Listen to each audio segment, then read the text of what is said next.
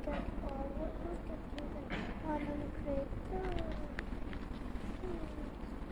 kunci kereta. Hai, bagi minum air. Ini tak ganti. Tak apalah, bagi pegang, bagi kat Umi kunci.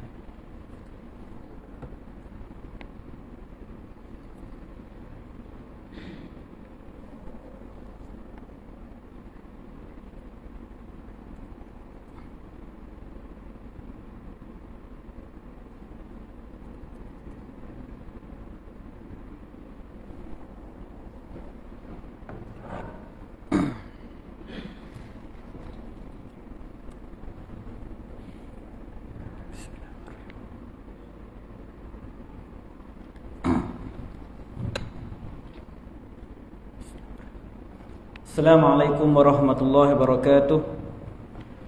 Innal hamdalillah nahmaduhu wa nasta'inuhu wa nastaghfiruh wa na'udzu billahi min shururi anfusina wa min sayyiati a'malina. May yahdihillahu fala mudilla lahu wa may yudlil fala hadiya lahu. Ashhadu an la ilaha illallah wahdahu la syarika lahu wa ashhadu anna Muhammadan 'abduhu wa rasuluh. Amma ba'du. Alhamdulillah, kita panjatkan syukur pada Allah Subhanahu wa taala. Kita dapat menyambung pengajian kita menggunakan kitab 51 hadis sahih yang berkaitan kisah-kisah yang ghaib dan ajaib. Jadi kisah-kisah yang ada dalam hadis ni adalah kisah-kisah yang sahih yang diceritakan oleh Nabi sallallahu alaihi wasallam. Kadang-kadang kisah-kisah ni dia ada keunikan dia. Kita rasa pelik bila mendengar ceritanya. Jadi kita baca hadis-hadis ni, pertama kita beriman dengan segala apa yang disampaikan oleh Nabi SAW. Sama ada perkara itu dapat kita fikirkan logik akalnya ataupun tidak. Yang kedua, yang paling penting sekali bila kita baca hadis-hadis Nabi SAW, cerita-cerita yang dalam buku ini adalah untuk kita mengambil pengajaran daripadanya, untuk kita jadikan iktibar dalam kehidupan kita. Jadi insya-Allah pada malam ni kita akan masuk kepada kisah yang kedua. Kisah yang kedua dalam hadis yang sahih yang diriwayatkan oleh Imam Al-Bukhari dalam sahihnya. Kisah ini menceritakan pertemuan seorang nabi dengan ayahnya di hari akhirat kelak. Nabi itu bertemu ayahnya, dan ketika di dunia, ayahnya adalah orang yang kuat menentang dakwah dia, iaitu kisah Nabi Ibrahim alaihissalam bertemu dengan ayahnya Azar di hari akhirat kelak. Jadi dia satu cerita yang kita boleh kata menyedihkan, menyayat hatilah. Sebab Nabi Ibrahim akan nampak ayah dia pada hari akhirat kelak. Kita baca dahulu teks hadis tersebut, kemudian kita tengoklah apa faedah, apa pengajaran yang dapat kita ambil daripada cerita ini. An Abi Hurairah radhiyallahu anhu, anin Nabi sallallahu alaihi wasallam qala. Daripada Abu Hurairah radhiyallahu anhu bahawa daripada Nabi sallallahu alaihi wasallam bahawa Nabi SAW bersabda, Yalqa Ibrahimu abahu azara yaumal qiyamah. Nabi Ibrahim AS akan bertemu ayahnya Azar pada hari kiamat kelak. Wa ala wajhi Azar qataratun wa ghabaratun. Dan ketika itu pada wajah Azar, di wajah Azar ini ada kesan berdebu, berhabuk, kesan yang menunjukkan dalam keadaan yang sukar lah. Macam kita kalau kita musafir kat tengah padang pasir, muka kita berhabuk sebab padang pasir itu tiupan angin yang bawa pasir-pasir tersebut. Fayaqulu lahu Ibrahim, bila Nabi Ibrahim alaihissalam di hari akhirat kelak dia nampak muka ayah dia dalam keadaan yang macam tu, keadaan tak terurus, keadaan yang menyedihkan lah kita katakan. Maka Nabi Ibrahim kata ke ayah dia, Alam aqul laka la ta'sini. Bukankah aku dah bagi tahu kepadamu wahai ayah, janganlah kamu menentang aku, janganlah kamu bermaksiat kepadaku. Nabi Ibrahim alaihissalam dia sangat sayang ke ayah dia. Nanti insya-Allah malam ni kita tengok ayat Al-Quran bagaimana kisah Nabi Ibrahim pujuk ayah dia untuk beriman kepada Allah Subhanahu Wa Taala. Jadi dia kata ke ayah dia, ayah, kan saya dah cakap dulu, jangan lawan dakwah saya, jangan engkar kepada seruan saya. Fayaqulu abuhu, lalu pada hari kiamat itu, ketika ayahnya Azar bertemu anaknya Nabi Ibrahim, anak yang dia lawan ketika di dunia dulu, yang mana dia tak nak ikut dakwah Nabi Ibrahim alaihissalam, pada hari kiamat dia kata ke anak dia, fal yaum, pada hari ini, la a'sika, pada hari ini aku tak lawan dah kau, aku tak engkar dah kepada engkau. Pada hari kiamat baru ayah Nabi Ibrahim alaihissalam nak kata kepada Nabi Ibrahim, hari ni aku ikut kau, aku tak nak lawan kau. Fayaqulu Ibrahim, lalu Nabi Ibrahim mendengar perkataan ayahnya, dia pun cakap, ya Rabb, ya Allah, wahai Tuhanku, innaka wa'adtani, sesungguhnya kau dah janji dengan aku. Dia kata dekat Allah, Nabi Ibrahim kata dekat Allah, sesungguhnya kau dah janji dengan aku, alla tuhzini yauma yub'atsun, ya Allah, kau dah janji dengan aku yang mana engkau tidak akan menghina diriku pada hari kebangkitan nanti, pada hari kiamat nanti. Sebab Nabi Ibrahim alaihissalam dia sebagai seorang manusia, apa lagi perasaan terhina yang lebih dirasa berbanding melihat ayahnya sendiri dalam keadaan macam tu. Baginda alaihissalam ajak umat manusia masuk Islam, tetapi dia dilawan oleh ayahnya sendiri. Dan pada hari kiamat dia nampak ayahnya dalam keadaan tidak terurus. Jadi dia kata, ya Allah, bukankah kau dah janji kau tak nak hina aku pada hari kebangkitan? Fa ayyu khizyin akhza, apalah lagi penghinaan yang lebih besar, min abil ab'ad, daripada keadaan ayahku yang sangat jauh ini. Dan kita lihat apa maksud ayahku sangat jauh. Lalu Allah Subhanahu Wa Taala kata Nabi SAW, fayaqulullahu ta'ala, Allah kata, Allah jawab, inni haramtul jannata 'alal kafirin, sesungguhnya aku dah haramkan syurga kepada orang-orang kafir. Nabi SAW, Allah bagi tahu kat Nabi Ibrahim, aku tak akan masukkan orang kafir ke dalam syurga. Apa pun yang dia buat, dia tidak akan masuk syurga, walaupun dia bapa seorang Nabi, walaupun dia isteri seorang Nabi, walaupun dia keturunan Nabi. Tapi bila dia kafir, dia masuk neraka. Dan diharamkan, sama sekali dia tak akan masuk syurga. Tuan-tuan, kalaulah ada orang kafir yang layak masuk syurga, nescaya Abu Talib akan masuk syurga. Kalau ada. Abu Talib apa yang dia tak buat, tuan-tuan? Kalau nanti tak lama lagi Maulid Rasul, kita akan baca sirah Nabi sallallahu alaihi wasallam. Abu Talib dia menghadapi kesusahan sebab nak pertahankan anak buah dia. Dia sampai ke akhir hayat, Nabi sallallahu alaihi wasallam cuba juga pujuk Abu Talib untuk masuk Islam. Tapi Abu Talib tak masuk Islam. Allah kata, innaka la tahdi man ahbabta, sesungguhnya engkau tak dapat memberi petunjuk kepada orang yang kau cintai. Walakinnallah, tetapi Allah lah, yahdi man yasha, dialah yang memberi petunjuk kepada sesiapa yang dia kehendaki. Kalau ada orang kafir yang masuk syurga, nescaya Abu Talib paling layak. Tetapi Abu Talib kita tahu dalam hadis yang sahih, dia diazab di neraka. Cuma dia mendapat azab yang paling ringan. Sebab itu di neraka juga azabnya bertingkat-tingkat. Sebab Allah ni maha adil. Walaupun orang kafir confirm masuk neraka, tetapi orang kafir ni, tuan-tuan, berbeza-beza keadaan dia. Abu Talib sudah pasti tak sama dengan Abu Jahal, Abu Lahab.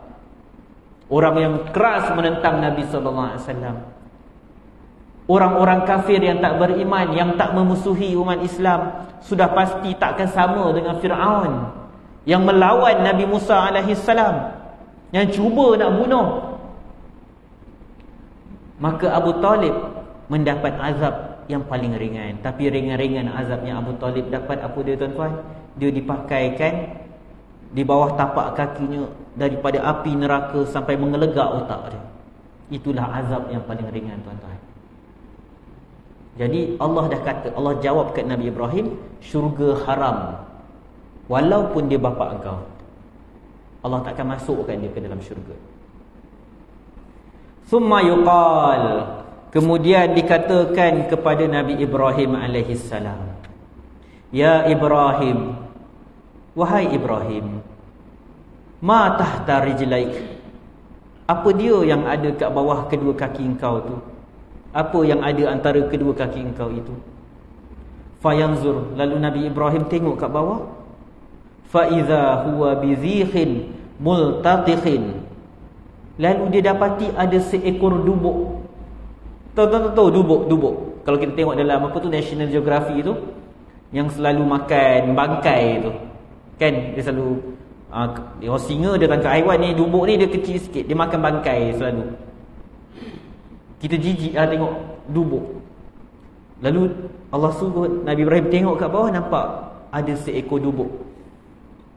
Fayukhadhu biqawamihi fayukhadhu biqawaimihi fayulqa finnar, lalu dipeganglah, diambillah, dipegang kaki dubuk tadi dan dicampakkan ke dalam api neraka. Tuan-tuan, dubuk tu apa? Itulah ayah Nabi Ibrahim. Allah ubah rupa ayah Nabi Ibrahim kat neraka tu jadi bentuk dubuk. Jadi kita mesti terfikir, apa yang berlaku? Kenapa? Apa hikmah? Kenapa tiba-tiba Allah pergi ubah bentuk ayah Nabi Ibrahim ni menjadi dubuk? InsyaAllah kita akan tengok apa yang para ulama cerita tentang kisah ni. Jadi unik kisah Nabi Ibrahim. Bila keluar arahan untuk dia sembelih anaknya Nabi Ismail, Allah gantikan dengan kibas. Bila masuk neraka, ayah di akhir kelak, bila nak dicampak ayahnya ke dalam neraka, ayahnya diubah dalam bentuk dubuk. Jadi ada pelbagai penafsiran para ulama kenapa berlaku macam ni. Sebab Nabi SAW pun tak bagi tahu apakah hikmah. Jadi para ulama ijtihad cuba nak faham. Mustahil Allah buat satu perkara tu sia-sia tanpa tujuan. Mesti ada tujuan. Allah pergi ubah bentuk ayah Nabi Ibrahim tu jadi dubuk. Jadi tuan-tuan, kita nak tengok apa pengajaran daripada hadis ni yang dapat. Pertamanya, perbahasan para ulama tentang siapakah nama ayah Nabi Ibrahim. Kita peliklah benda ni. Kan dalam hadis ni dah sebut nama ayah dia Azar. Nama ayah dia Azar. Al-Imam Ibn Kathir rahimahullah dalam Al-Bidayah wan Nihayah dia menyatakan majoriti orang-orang yang berilmu dalam ilmu nasab. Ilmu nasab ni ilmu tentang keturunan manusia lah. Ada orang dia mahir. Dia tentang orang, saya pun tak apa istilah dia, ilmu nasab lah. Dia kaji tentang orang ni, keturunan tu. Jadi kata Ibn Kathir, majoriti orang yang pakar dalam ilmu nasab, antaranya Abdullah bin Abbas, mereka menyatakan bahawa nama ayah Nabi Ibrahim ialah Tarikh. Ta alif roha, Tarikh. Manakala Ahlul Kitab, orang Yahudi, orang Kristian, orang Nasara pula menyatakan nama ayah Nabi Ibrahim adalah Tarikh Kha. Ada perbezaan lah. Jadi pelik dari mana datangnya pendapat ini. Akan tetapi nama Tarikh ini atau Tarikh tidak ada dalam Al-Quran dan hadis.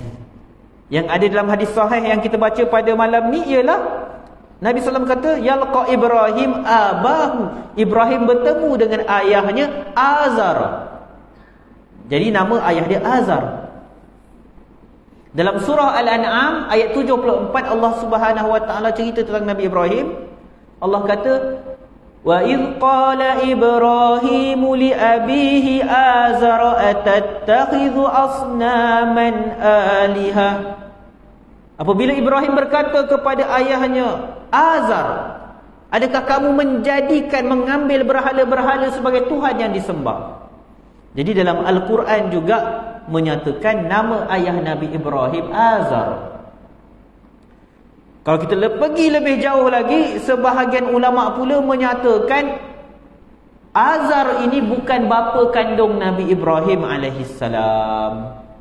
Sebaliknya, beliau adalah pakcik atau bapa saudara Nabi Ibrahim alaihissalam. Tapi dalam Al-Quran, dalam hadis sebut ayah. Jadi pada asal perkataan ayah ni masih ayah kandung lah. Walaupun kadang-kadang dalam bahasa Arab pakcik pun dipanggil ayah juga. Tapi pada asalnya kita bila guna satu perkataan, bila sebut ayah, yang tergambar pertama kali dalam fikiran kita ialah ayah kandung lah. Lalu Al-Imam At-Tabari dalam tafsirnya, Tafsir At-Tabari Jami' Al-Bayan, dia menyatakan bahawa ayah Nabi Ibrahim ni ada dua nama. Satu Azar dan satu Tarikh. Sebab apa dia kata? Tak pelik pun ada orang yang ada pelbagai nama. Misalnya Nabi Yaqub. Nabi Yaqub selain dipanggil Nabi Yaqub, dia juga dipanggil Israel. Yang Bani Israel ni keturunan Nabi Yaqub. Israel tu pada asalnya merujuk kepada Nabi Yaqub alaihissalam. Jadi Imam Tabari cuba, sebagai ulama cuba nak menggabungkan, maksudnya tak ada masalah pun kalau nama dia menurut ilmu nasab ialah Tarikh. Boleh jadi Nabi Ibrahim ni dipanggil dengan dua gelaran. Jadi tak ada masalah, tidak ada apa-apa perbezaan pun kat situ. Jadi Imam At-Tabari menyatakan yang benar bahawa nama Azar inilah nama ayah Nabi Ibrahim. Kerana Allah dah bagi tahu. Allah dah bagi tahu dan Nabi SAW pun sebut perkara itu. Adapun pendapat-pendapat lain, pendapat ahlul nasab, pendapat ahlul kitab yang kata nama dia Tarikh atau Tarikh, itu bukan datang daripada wahyu. Itu hanya orang kata kajian-kajian ahlul nasab waktu tu, ataupun daripada maklumat daripada ahlul kitab. Jadi sudah pasti kita lebih mengutamakan maklumat yang dikhabarkan dalam Al-Quran dan hadis yang sahih. Jadi itulah juga yang dipegang oleh Syekh Ahmad Syakir. Dia kata tak ada dalil nak kata nama ayah Nabi Ibrahim nama yang lain. Kita apa, kita tinggalkan bab tersebut. Jadi dah jelas Azar itu ayah Nabi Ibrahim. Tadi disebutkan yang mana Nabi Ibrahim kata, apakah kehinaan yang lebih besar daripada keadaan ayahku yang abad, jauh. Jadi Nabi Ibrahim kata ayah dia pada hari kiamat ni jauh. Jauh ni, abad ni sangat jauh. Maksudnya apa? Antaranya yang dimaksudkan di sini, kata Al-Imam Ibn Hajar Asqalani dalam Fathul Bari, ialah tidak diterima syafaat Nabi Ibrahim alaihissalam untuk ayahnya. Sebab tu digambarkan ayah dia jauh, tak layak dapat syafaat daripada Nabi Ibrahim alaihissalam. Jadi kisah Nabi Ibrahim alaihissalam dan ayah dia nak menunjukkan bagaimana mulia macam mana pun keturunan kita, hebat macam mana pun anak kita misalnya, atau hebat macam mana pun ibu bapa kita, keturunan kita, tapi kalau kita tak beriman kepada Allah Subhanahu Wa Taala, tak dapat syafaat kita. Kita keturunan Nabi sekalipun, tapi kalau tak beriman, tak dapat syafaat. Kan baru-baru ni ke tahun lepas Queen Elizabeth meninggal kan. Ada orang lah kata-kata, dia kata Queen Elizabeth ni keturunan Nabi SAW. Kan macam-macam orang, Queen Elizabeth ni keturunan Nabi. Saya pun kata, andai betul lah sahih dia tu keturunan Nabi SAW, apa kaitan dengan kita? Secara zahir dia tak beriman pun. Jadi keturunan Nabi SAW, kalau tak beriman, tak ada guna benda tu. Tetapi nasab yang mulia, keturunan yang mulia, dan dia beriman pula kepada Allah Subhanahu Wa Taala, pasti kita akan muliakan. Nabi SAW memang pesan kat kita untuk muliakan ahlul bait dia, keturunan dia, tapi dengan syarat mereka beriman lah. Jadi ayah Nabi Ibrahim, walaupun anaknya seorang Nabi, walaupun anaknya dapat gelaran Khalilullah, kekasih Allah, tetapi dia tak dapat syafaat, tak dapat buat apa-apa. Tuan-tuan, kalau kita letak diri kita sebagai Nabi Ibrahim lah, apa rasa kita kalau kita di hari akhirat, ayah kita, orang yang kita sayang di hadapan kita dalam keadaan kusut masai dan kita tahu dia akan masuk neraka? Betapa sedihnya. Tuan-tuan, para Nabi diuji dengan perkara sebegini. Saya cuba kadang-kadang berfikir, apa perasaan Nabi SAW? Dia melihat seorang demi seorang masuk ke dalam Islam.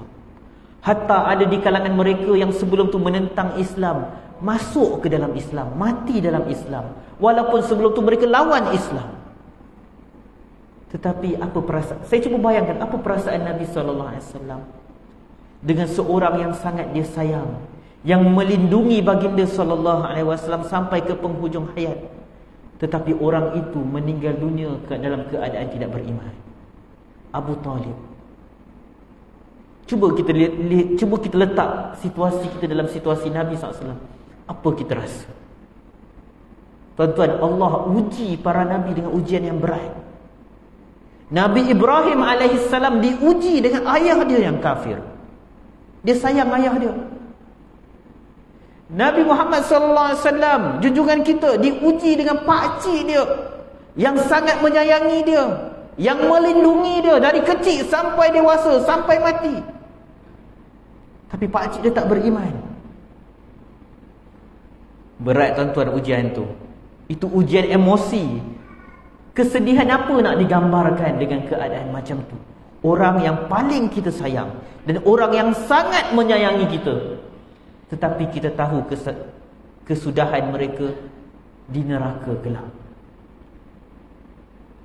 Dengan dakwah kita, Allah bagi hidayah kepada ramai manusia masuk Islam. Tapi tiba-tiba orang yang paling kita sayang, dia enggan terima dakwah kita.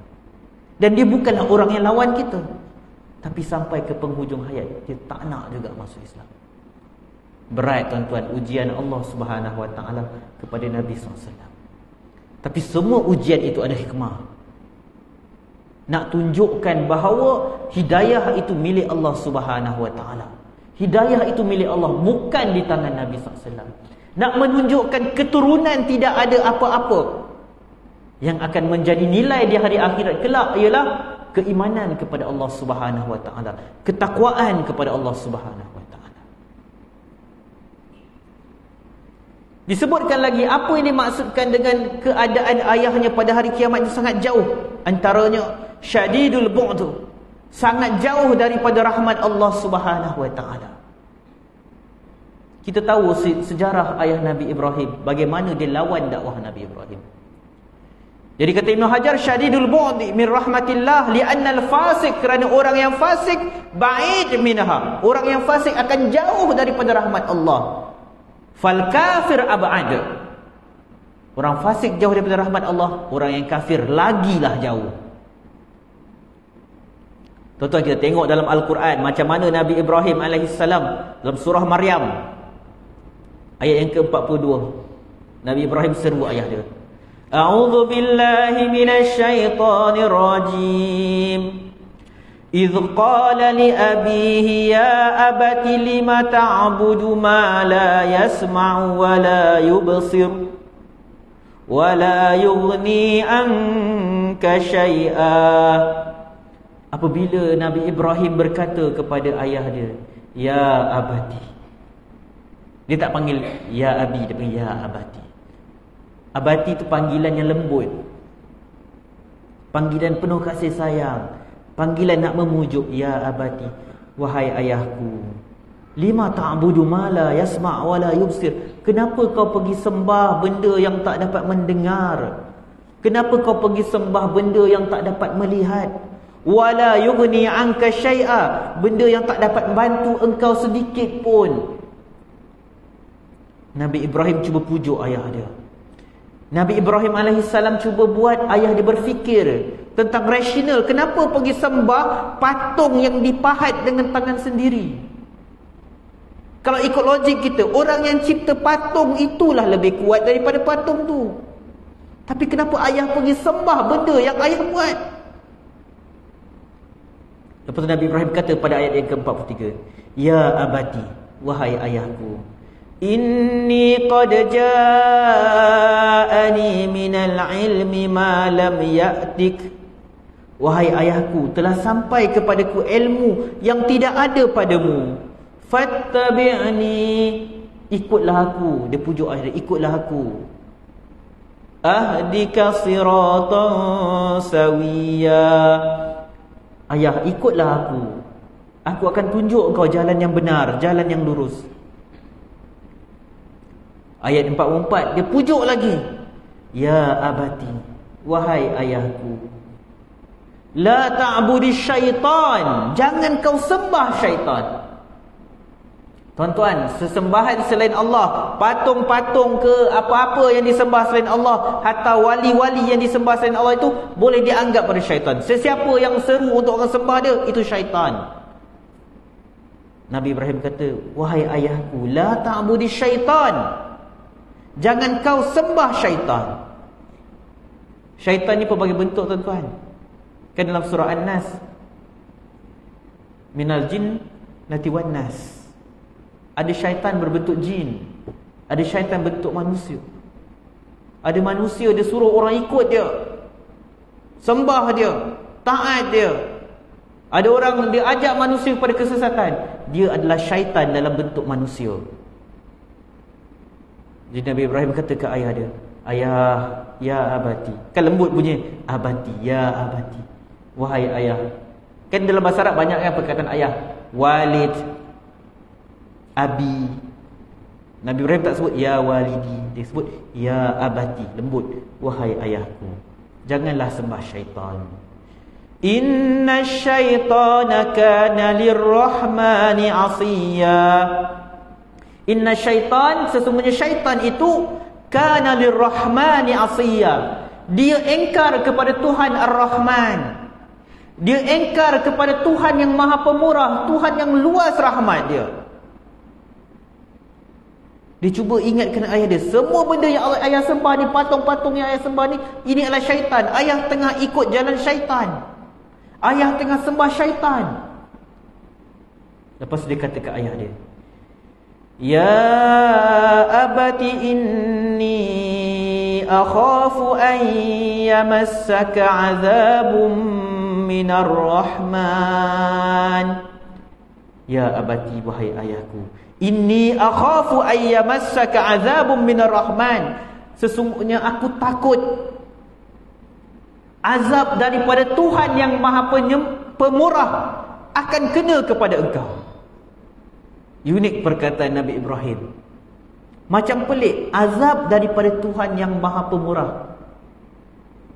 Tapi Nabi Ibrahim nak ingatkan ayah dia, Allah ni Ar-Rahman, penyayang, rahmat dia luas. Sembahlah dia, jauhi syirik. Masih ada peluang nak taubat. Jadi kata, sesungguhnya aku takut azab daripada Tuhan yang Maha Penyayang akan kena kepada engkau, wahai ayah. Fatakuna lisyaitani waliya, lalu engkau akan menjadi wali kepada syaitan. Dia kata pada ayah dia, aku takut nanti kalau kau terus macam ni, azab Tuhan yang Maha Penyayang akan azab engkau, dan engkau akan jadi pembantu-pembantu, sahabat rapat kepada syaitan. Apa ayah dia jawab? Apa Azar jawab kepada seruan anak dia? Qala araghibun anta an alihati ya Ibrahim. Azar kata, araghibun anta an alihati ya Ibrahim, adakah kamu benci kepada Tuhan-Tuhanku, wahai Ibrahim? Ibrahim, kau benci sangat ke kepada Tuhan-Tuhan, patung-patung yang aku sembah ni? Ayah dia cuba pertahankan juga. Lepas tu dia ugut. Dia bukan sekadar tak nak terima seruan anaknya, bahkan dia ugut anaknya. La illam tantahi la arjumannak. Kalau kau tak berhenti, kalau kau tak stop seruan dakwah ini, aku akan rejam engkau. Jadi tuan-tuan, Azar ini bukan sekadar orang yang tak nak beriman kepada Allah. Dia bukan sekadar orang yang kufur kepada Allah. Bahkan dia lawan Nabi Ibrahim alaihissalam. Dia ugut Nabi Ibrahim alaihissalam. Dia kata, kalau kau tak stop dakwah, aku rejam kau. Wahjurni maliya. Dan dia ugut dengan cara emosi. Dia kata, kalau kau tak berhenti dakwah, dah pergi, tinggalkan aku. Dia macam nak kata, aku dan kau tak ada hubungan lah, kau bukan anak aku lah. Wahjurni maliya, tinggalkan aku lama-lama. Maksud dia suruh, orang kata kat dia kata kat anak dia, dah pergi berambus. Macam tu. Bayangkan ujian Nabi Ibrahim alaihissalam berhadapan dengan ayah dia. Dia pujuk elok-elok, dia panggil ya abati, ya abati, tapi ayah dia tak nak terima dakwah dia. Tengok ayat 47, macam mana respon Nabi Ibrahim alaihissalam kepada penolakan kedegilan ayah dia. Dia kata, qala salamun alaik. Dia kata, salamun alaik, kesejahteraan ke atas engkau.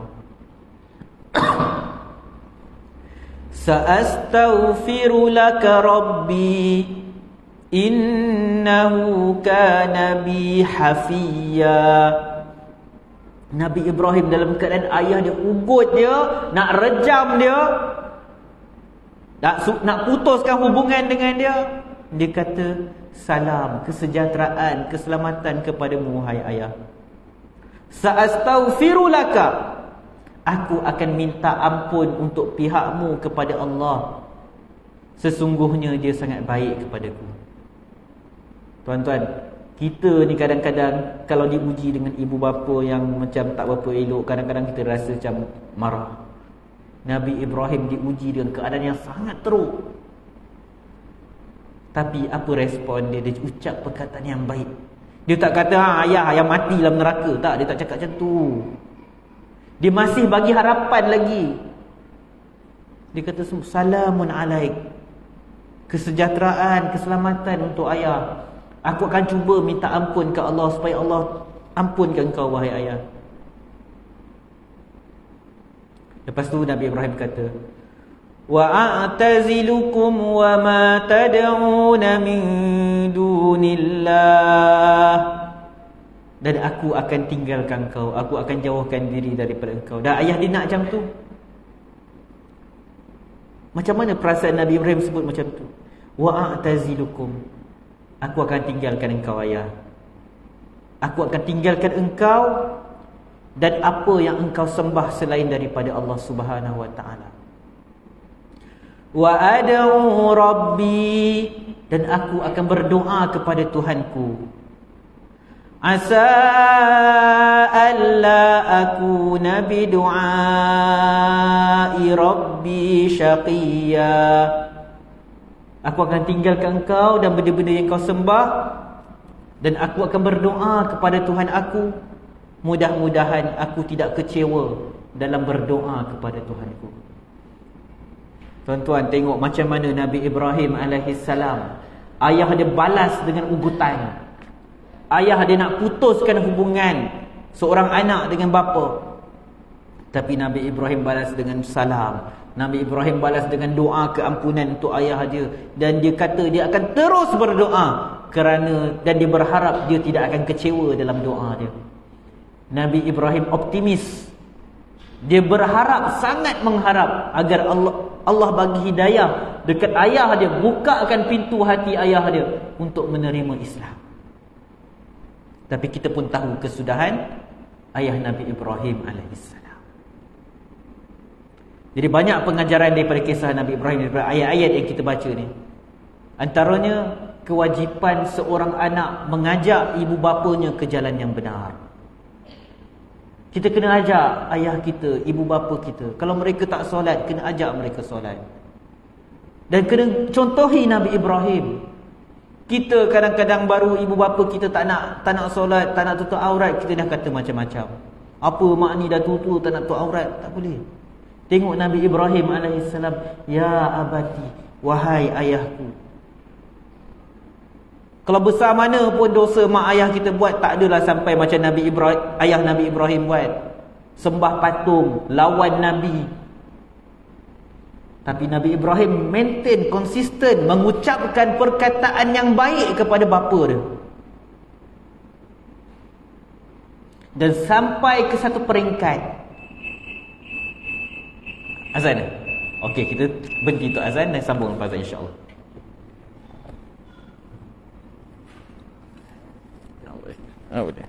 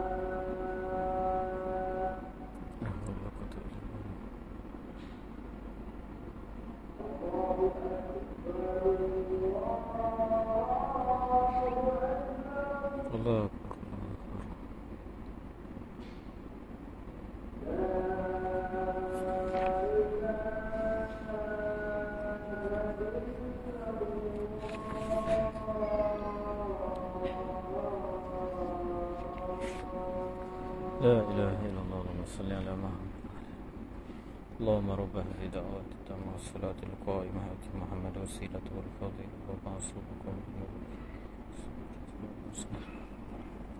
ربنا آتنا في الحسنة في الآخرة حسنة وقنا عذاب النار يا مقلب القلوب ثبت قلوبنا اللهم إني أسألك علما نافعا ورزقا طيبا وعملا متقبلا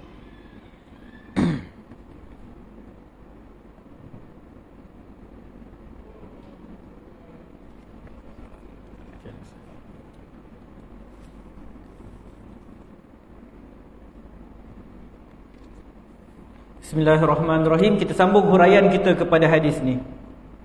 Jadi kita lihat secara ringkas apakah faedah-faedah lain yang dapat kita ambil daripada hadis ini. Kita dah baca kisah Nabi Ibrahim alaihissalam tadi. Jadi hadis ini pertamanya menunjukkan kepada kita bahawa boleh jadi kita akan bertemu ahli keluarga kita pada hari akhirat kelak. Jadi tuan-tuan, kita doalah agar kita dapat berjumpa dengan orang yang kita kenali, ahli keluarga kita pada hari akhirat kelak dalam keadaan yang baik. Kita dapat nampak mereka dalam keadaan yang ceria, bercahaya, gembira. Bukan dalam keadaan yang kusut masai, tidak terurus, yang menggambarkan mereka akan menerima azab daripada Allah Subhanahu Wa Taala. Hadis ini juga menunjukkan bahawa orang-orang kafir tempat mereka adalah di dalam neraka. Di dalam neraka. Amalan orang-orang kafir ketika hidup di dunia ini, tuan-tuan, Allah yang Maha Adil. Rahmat Allah ni Allah bagi kat dunia pada sesiapa yang dia nak bagi. Jadi orang-orang kafir bila mereka buat kebaikan, mereka dapat juga balasan tapi di dunia.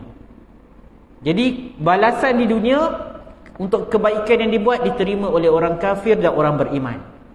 Adapun di hari akhirat kelak, orang kafir tak dapat apa-apa manfaat daripada kebaikan yang mereka lakukan. Adapun orang beriman dia dapat. Dalam hadis sahih riwayat Imam Muslim daripada Anas bin Malik, Nabi SAW bersabda, "Innallaha la yazlimu mu'minan hasanatan."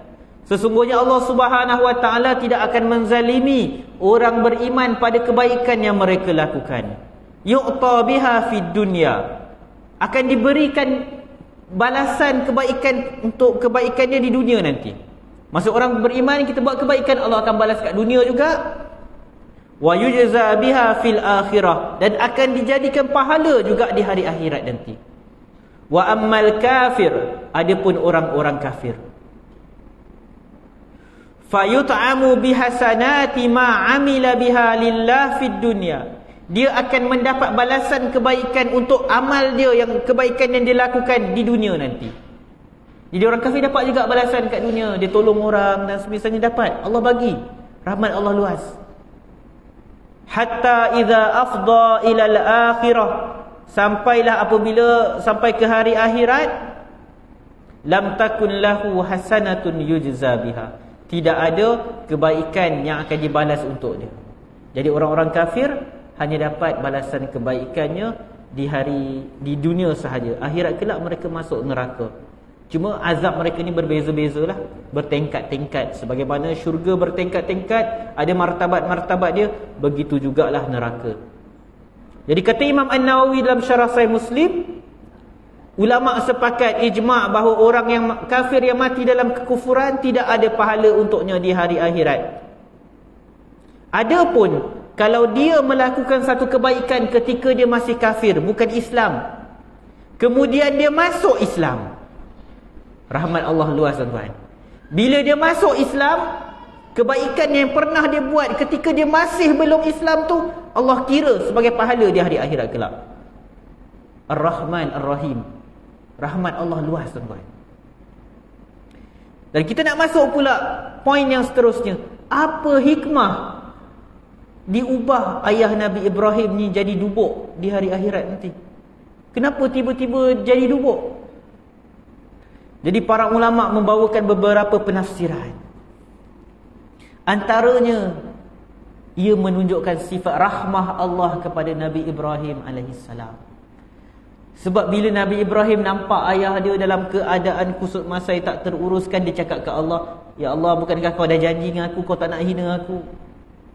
Jadi Allah dengan sifat rahmahnya, rahmatnya kepada Nabi Ibrahim, Allah tukar ayah Nabi Ibrahim menjadi dubuk, sehinggakan nanti dalam neraka orang takkan tahu, penghuni takkan tahu, penghuni neraka takkan tahu yang dalam neraka itu ialah ayah Nabi Ibrahim alaihissalam. Yang mereka nampak seekor dubuk dalam neraka, yang sebenarnya itu adalah ayah Nabi Ibrahim.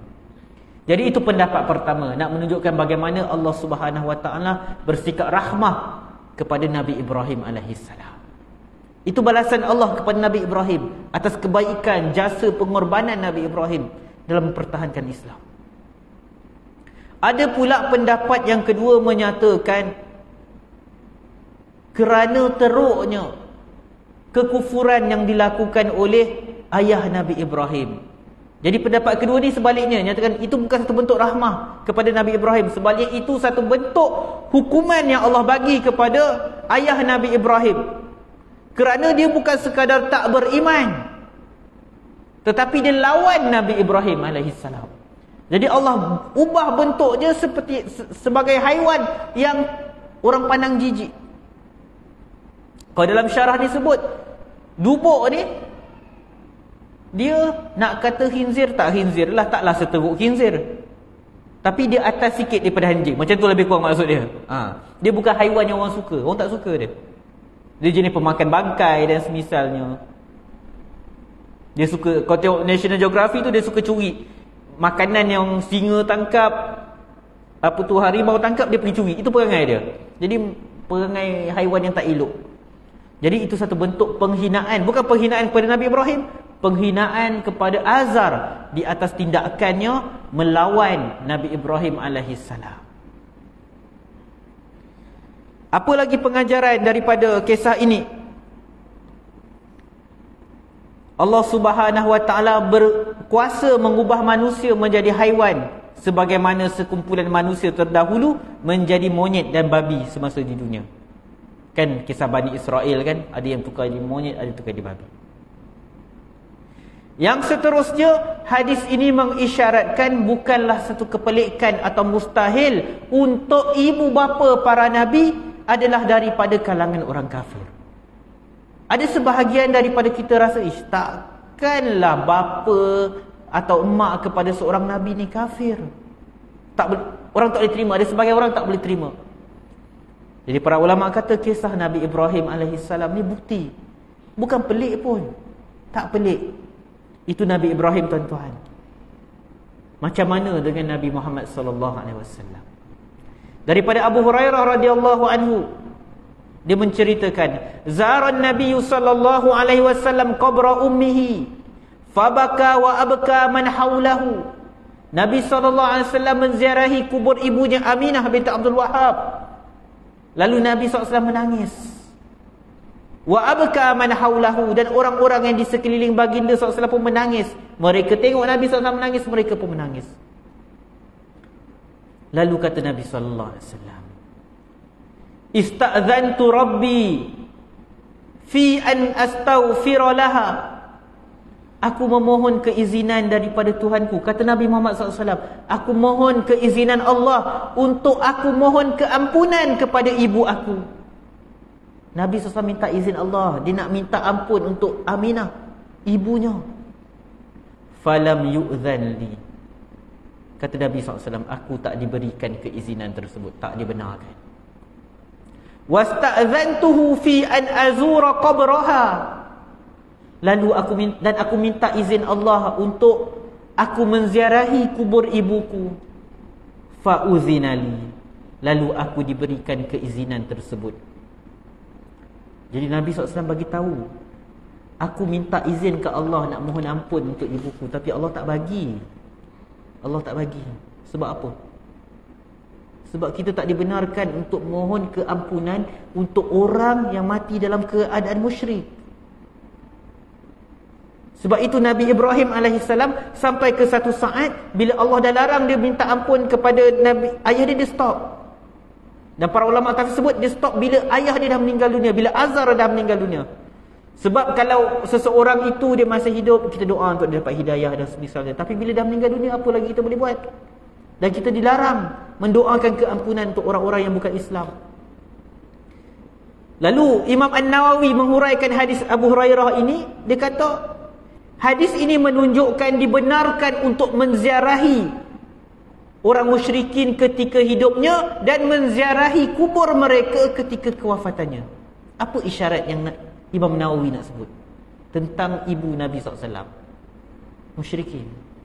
Dia tak sebut secara direct, tapi dia kata hadis ni menunjukkan dibenarkan ziarah kubur orang-orang musyrikin selepas kewafatan mereka. Sebab nak tunjuk, bukan pelik, tak pelik, bukan semestinya seorang Nabi SAW datang daripada keturunan yang beriman, bukan. Tak semestinya. Itulah ujian yang Allah bagi kepada para anbiya. Kalau kita rasa kita diuji dengan ibu bapa kita macam-macam dan semisalnya, ingat para nabi diuji dengan ibu bapa mereka. Dan apa lagi ujian yang lebih berat daripada ujian yang menimpa orang-orang yang kita sayang. Kita ajak orang beriman, tetapi orang yang paling kita cintai tak menerima seruan tersebut. Macam mana perasaan Nabi? Dia nak doakan istighfar, nak minta ampun untuk ibu dia, tapi Allah tak bagi. Tapi itulah ujian untuk para Nabi. Dan mereka lepas ujian tersebut. Mereka redha, mereka terima ketetapan Allah Subhanahu Wa Taala. Nak menunjukkan bagaimana keimanan ini tak ada kaitan dengan keturunan. Keimanan adalah keimanan, keturunan adalah keturunan.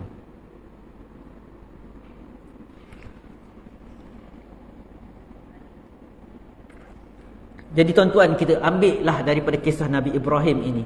Antara perkara penting yang saya nampak kita kena ambil daripada kisah Nabi Ibrahim ialah macam mana berinteraksi dengan seorang ibu bapa yang melakukan maksiat. Ayah Nabi Ibrahim maksiat yang besar lah, sembah berhala. Kita kadang-kadang mungkin ada orang diuji, ayah dia tak solat, mak dia tak solat, tak tutup aurat, buat maksiat. Tegur dengan cara yang terbaik. Ya abati, wahai ayah, wahai mak. Dan jangan berhenti mendoakan untuk mereka. Apalah besar sangat dosa ibu bapa kita berbanding ayah Nabi Ibrahim yang lawan Nabi. Jadi Nabi Ibrahim sampai ke mati ayah dia berterusan berusaha. Nabi Muhammad sallallahu alaihi wasallam sampai meninggal Abu Talib berusaha pujuk orang yang dia sayang untuk beriman pada Allah. Kita jangan putus asa. Kita kadang-kadang rasa dah penat dah nak ajak orang, nak ajak keluarga kita solat, nak ajak ahli keluarga kita tutup aurat, kita putus asa. Para nabi diuji dengan ahli keluarga mereka. Yang kedua tuan-tuan, pengajaran daripada kisah Nabi Ibrahim, keturunan tak dapat selamatkan kita. Mulia macam mana pun keturunan kita, kalau tok nenek moyang kita seorang ulama sekalipun, tapi kalau kita tak beriman, tak menambah apa-apa. Kalau tok nenek kita seorang ulama besar, tapi cucunya orang yang kufur, melawan agama Allah Subhanahu Wa Taala, apa kemuliaan yang ada? Tok nenek kita seorang ulama, tapi kita tak menuntut ilmu, tak faham pun tentang ilmu agama, apa kemuliaan yang kita ada? Jadi biarlah kalau keturunan kita mulia, biar agama kita pun mulia, akhlak kita mulia, sifat kita mulia. Wallahu a'lam. Sampai di sini saja perkongsian kita. Semoga bermanfaat untuk kita amalkan, untuk kita mengambil pengajaran, dan insya-Allah pada bulan hadapan kita akan masuk hadis yang ketiga, kisah yang lebih menakjubkan. Kisah bagaimana seorang mukmin akan membawa kad pengenalan dia pada hari akhirat kelak. Kad pengenalan IC seorang mukmin pada hari akhirat kelak. Nak tengok apa kisah dia insya-Allah bulan depan. Subhanakallahumma bihamdik asyhadu an la ilaha illa anta astaghfiruka wa atubu ilaik. Wa sallallahu ala Muhammad wa ala alihi wa sahbihi wasallam walhamdulillahirabbil alamin. Assalamualaikum warahmatullahi wabarakatuh.